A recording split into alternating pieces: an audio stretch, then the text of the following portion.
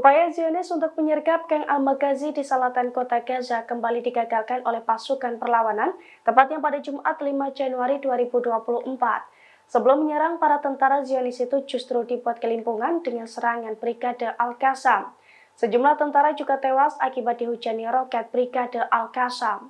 Dilansir dari Tribunnews.com, IDF mendapatkan perlawanan sengit saat berupaya maju ke Gaza Selatan. Pada Jumat kemarin, Brigade Al-Qassam mengumumkan bahwa unit mortirnya menargetkan posisi Zionis. Mereka menghujani roket Al-Yasin ke gerombolan tentara IDF dan sejumlah kendaraan lapis baja di sebelah timur camp. Akibatnya, sejumlah tentara Zionis pun kocar-kacir sebelum meluncurkan serangannya. Selain itu, sejumlah tank dan bulldozer lapis baja Zionis juga menjadi sasaran empuk Brigade Al-Qassam. Di sisi lain, Brigade Al-Qassam juga melakukan operasi gabungan bersama Brigade Al-Quds. Mereka merontokkan 3 tank Merkava Zionis dengan peluru tandem 64/105 mm yang diproduksi secara lokal.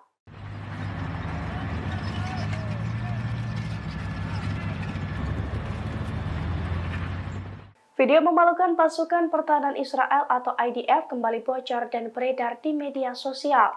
Salah satunya diunggah oleh media sosial X Software News pada Jumat 5 Januari 2024 malam. Dalam video terlihat banyak tentara Zionis yang terluka dan tewas usai perang melawan Hamas. Para tentara yang terluka dan tewas itu pun tampak ditandu oleh puluhan rekannya untuk dievakuasi dari medan perang. Para tentara yang terluka itu kemudian diangkut menggunakan helikopter untuk mendapatkan perawatan medis. Selain menggunakan helikopter, sejumlah tentara yang sekarat juga tampak ditandu dan dibawa menggunakan mobil terbuka milik IDF.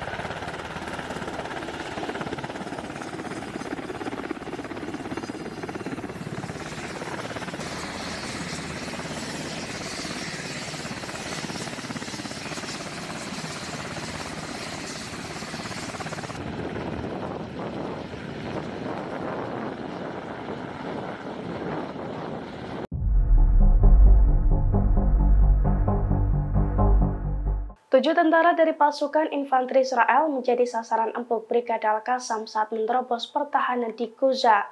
Para tentara tersebut masuk jebakan dan tewas berkelimpangan saat pejuang Al-Qassam meledakkan ladang ranjau. Sejumlah tank Zionis juga dilaporkan meledak hebat dalam serangan tersebut. Dilansir dari Tribunnews.com, hal itu diumumkan langsung oleh Brigade Al-Qassam dalam sebuah pernyataan pada Jumat 5 Januari 2024. Dalam pernyataan tersebut, Al-Qassam mengklaim pejuangnya meledakkan ladang ranjau yang terdiri dari 3 perangkat anti personil di wilayah Gaza. Ledakan itu pun disebut tepat mengenai sasaran dan menewaskan 7 tentara Zionis. Di wilayah tersebut, Brigade Al-Qassam juga menargetkan bulldozer Zionis dengan peluru anti-Yasin 105.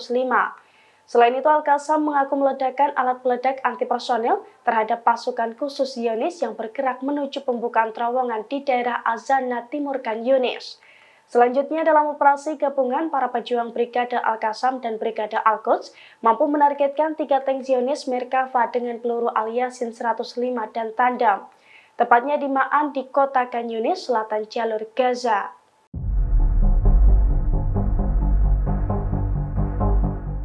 Setelah 3 bulan membombardir Gaza, Kabinet Perdana Menteri Israel Benjamin Netanyahu kini justru diambang kehancuran. Bahkan rapat Kabinet Keamanan tingkat tinggi Israel pada Kamis 4 Januari 2024 juga berakhir ricuh. Netanyahu juga adu cekcok dengan pemimpin pasukan pertahanan Israel atau IDF dalam rapat tersebut. Dilansir dari Tribunnews.com, ketegangan itu terjadi ketika pertemuan para menteri yang berkumpul membahas invasi Gaza, tepatnya pada Kamis 4 Januari 2024. Namun secara mengejutkan, Kepala Staf Militer Israel Herzi Halevi mendesak para menteri untuk memasukkan ex-menteri pertahanan Israel Shaul Mofaz ke dalam panel. Pasalnya hal itu bertujuan untuk menyelidiki insiden serangan 7 Oktober di Israel Selatan. Padahal Mofaz sendiri merupakan sosok di balik keputusan Israel menarik diri dari Gaza pada 2005 silam. Hal tersebut lantas memicu perdebatan sengit dan penuh kemarahan antara para menteri dan petinggi militer. Ironisnya, teriakan dari anggota kabinet Netanyahu itu sampai terdengar hingga luar aula. Melihat situasi yang semakin panas, Netanyahu pun memutuskan untuk membubarkan pertemuan tersebut. Namun Netanyahu juga sempat memberikan kritikan keras kepada Halevi.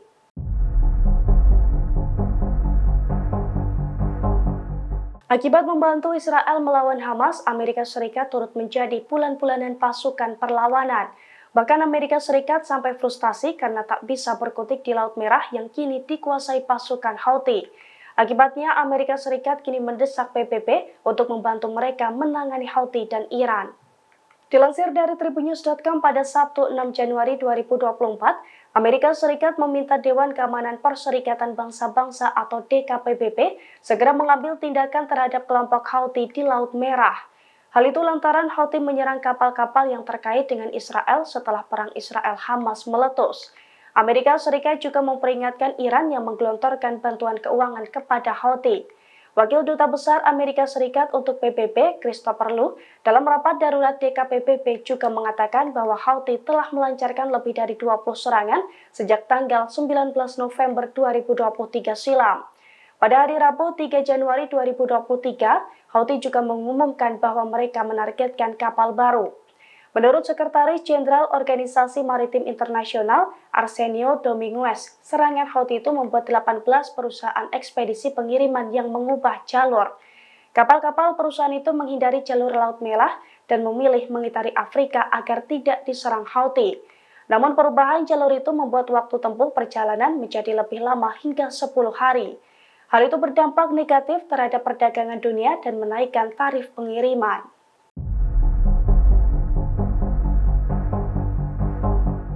Pasukan Hizbullah dari Lebanon kembali meluncurkan serangan ke situs vital rezim Zionis. Dalam kurun waktu 24 jam, Hizbullah menggempur situs militer Birkat Riza 2 kali berturut-turut menggunakan roket Burkan. Akibat serangan tersebut, banyak tentara Zionis tewas bertumpukan. Dilansir dari Al-Mayadin, hal itu diumumkan langsung oleh pasukan Hizbullah. Pasalnya serangan mematikan Hizbullah itu diluncurkan pada Jumat 5 Januari 2024 kemarin. Dalam serangan tersebut, Hizbullah menggunakan roket Burkan dan serangan artileri secara berturut-turut. Serangan ganas itu pun diklaim tepat mengenai sasaran dan menimbulkan banyak korban jiwa di pihak Zionis. Sebelum serangan tersebut, Zionis juga mendapatkan serangan membabi buta dari pasukan perlawanan. Pasalnya di hari sebelumnya, pasukan perlawanan menyerang tempat berkumpul Israel di sekitar lokasi militer Al-Dahira dengan menggunakan roket Burkan. Media Israel melaporkan bahwa 8 hingga 10 roket ditembakkan dari Lebanon menuju pemukim Israel utara Kiryat Shmona. Di sisi lain, para pemukim pun melaporkan setidaknya terdapat 4 ledakan terdengar di wilayah tersebut. Download Tribun X sekarang, menghadirkan lokal menjadi Indonesia.